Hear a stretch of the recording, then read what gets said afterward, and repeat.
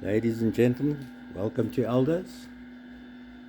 Today we are back on the case tractor. I'm busy I've made all the rings, the piston rings for it. So those are all nicely done. Now we are cutting the grooves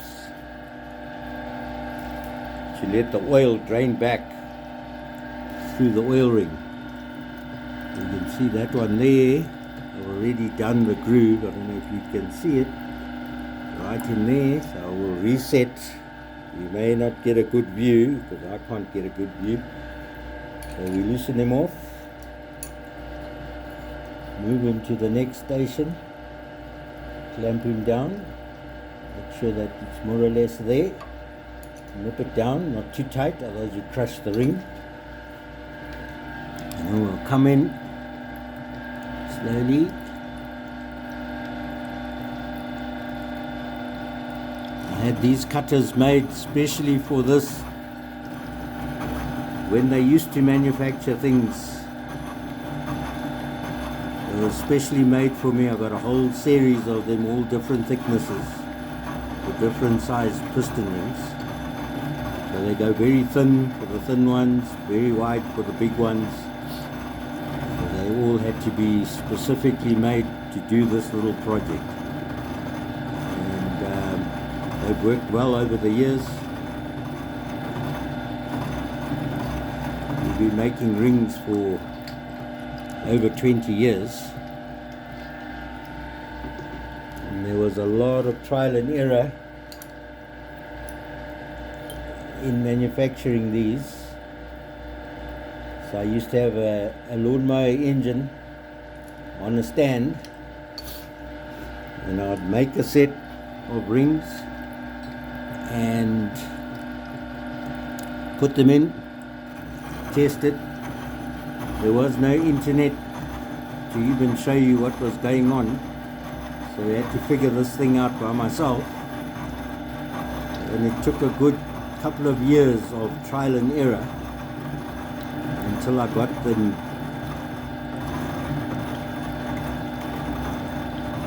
perfect.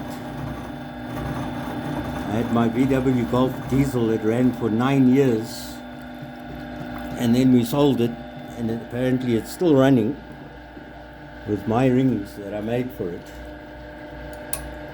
And we used to do, with the kids going to school, we used to do approximately 100 Ks a day, picking them up, taking them back. I'm just trying to lean over. So it used to do 100 Ks a day. And when there was a shortage of diesel, we used to run it with paraffin and a bit of oil mixed into the paraffin. Those were the days. And I'm sure it would even run on old engine oil if we found a way to clean it nicely. We'd make it run on the old engine oil, which could be a plan. I have got a plan in place to run my generator on it. Anyway, we're cutting away. I'm blabbering along. I'm sure you guys get the idea. Clamp him down. Takes quite a while. You've got to be gentle because they will break if you force them too much. You can see now, you can see the slots on the other side. Well, this one's just about done.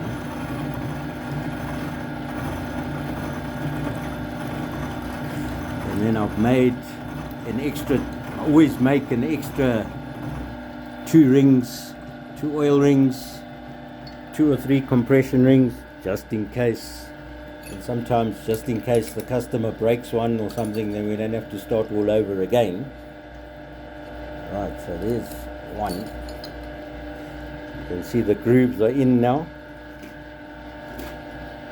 You see the grooves. And then we will have the spring. I've got these springs hanging up here that we make up,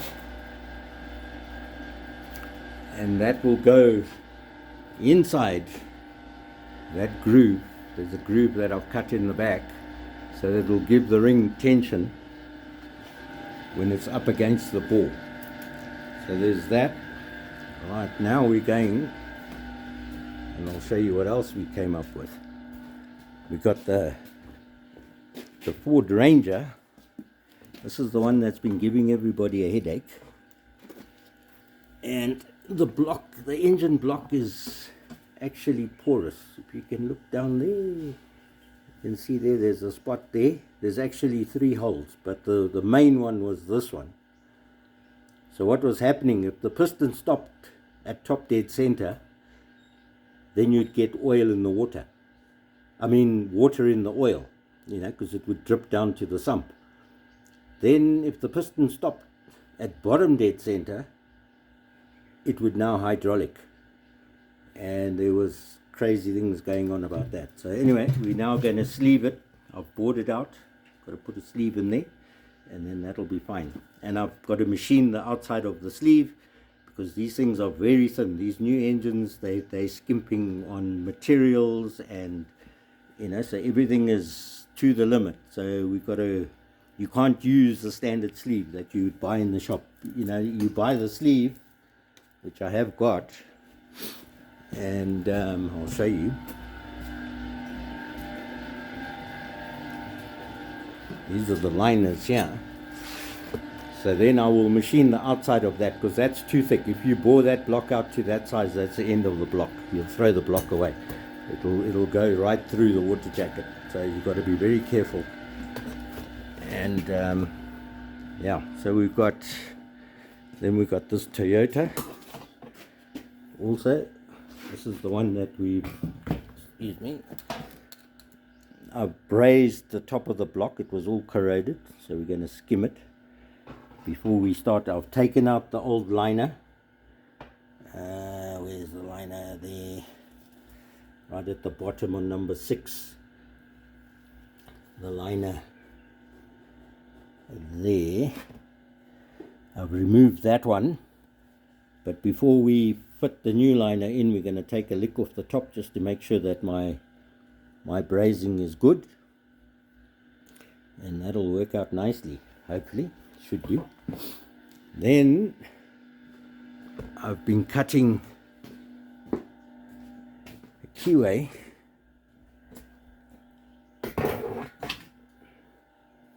Get you in here. So I had to make up this tool with a cutter in there, and that's the key. Where is it? There's the key. Okay, so I've slotted it. So now the key fits perfectly in there. You can see it going perfectly in the hole. It's holding there nicely. It's a nice, like a nearly size for size fit. And that's going on the big Butler planer. So I've done it on the Butler. This is the Butler shaper. Bit of a mission to set up. You can see my setup here. Clamping this pulley down, and having to make this bar, and so we've had to make all these little things just to do one little job. So anyway, that goes well. So that's done. Right, and we got this little boy in. This tiny little motorcycle here. We're going to rebore that. Piston's not so wonderful. It's picked up a little bit, but that's all they can find. So we'll get that to do. We've got this Opal cylinder head. It's only done 70,000 Ks, and it's bent all the valves. The cam belt broke. One of those things. That's what's happening now. They don't go to 100,000 anymore like they used to, or 120. This is the Ford Ranger head. We finally got him off. The guy that was driving this thing, he got it so hot that the liners are, the bores are actually blue inside the engine block. So we've got to pull the engine out and overhaul that. And the Mitsubishi V6. We've been cleaning and cleaning and cleaning. There's a few more stages of cleaning to go, and then these heads will be ready to start sorting out. You can see the tappet covers, everything was full of silicone and you name it, it was there. And then these are the valves, which I've got to now wire brush, clean off all the carbon, and then we can start cutting the seats. The Jaguar head came out nice. It's now all the rat poo and whatever that was on it all these years. So we finally got it into a reasonable stage. So just now we'll start assembling that, cutting the seats, and we've got to fit new valve guides. So that'll be done. And good. Thanks for watching. Thanks for subscribing. Like and share. If you have any questions, feel free to comment, ask. I will try and explain. Thank you. Ciao.